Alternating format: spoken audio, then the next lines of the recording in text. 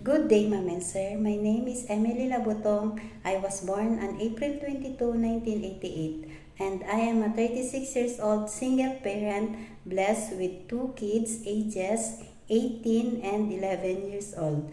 Both are boys. I am a high school graduate and I am a Catholic, and I'm from San Nicolas, Ilocos Norte, Philippines.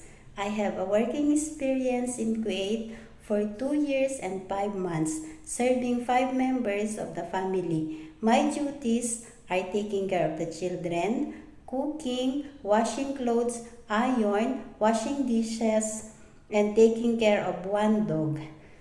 I have also a working experience here in Philippines. I'm taking care of a 6 months old baby and a 1 year old boy. There are boys.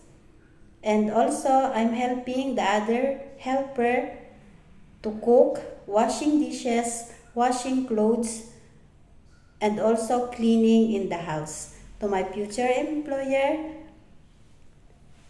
thank you for hiring me as your helper, and I promise I will do my duties and taking care of your children, Mom and Sir. Thank you and God bless.